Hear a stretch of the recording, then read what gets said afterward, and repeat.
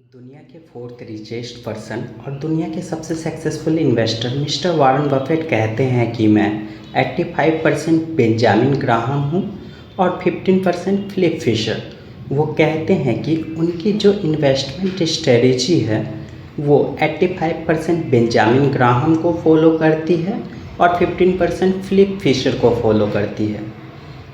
अगर mister Benjamin Graham की बात की जाए तो मिस्टर बेंजामिन ग्राहम ने वैल्यू इन्वेस्टिंग को फॉलो किया है और उन्होंने ही वैल्यू इन्वेस्टिंग को इन्वेंट किया है, इसलिए उन्हें फादर ऑफ वैल्यू इन्वेस्टिंग भी कहा जाता है।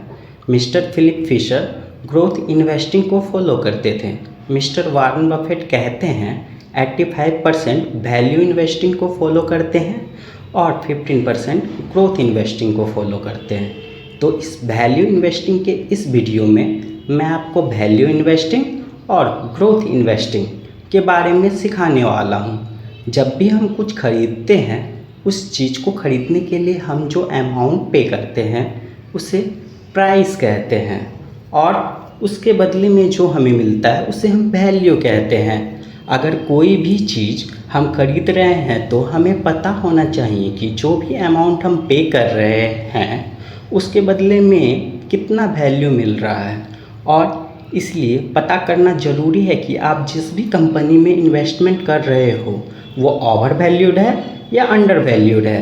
यानी कि जितना प्राइस आप उस कंपनी के लिए पे कर रहे हो उस कंपनी की वैल्यूएशन उतने से वैल्यूएबल है या कम है, वो चेक करना ज़रूरी है।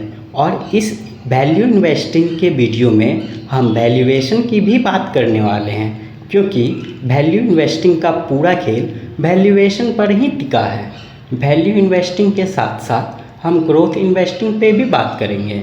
मिस्टर बेंजामिन ग्राहम और मिस्टर फिलिप फिशर की investment strategy and mister Warren Buffett की बिजनेस एंड इन्वेस्टमेंट स्ट्रेटजी के भी बारे में हम बात करेंगे। हम देखेंगे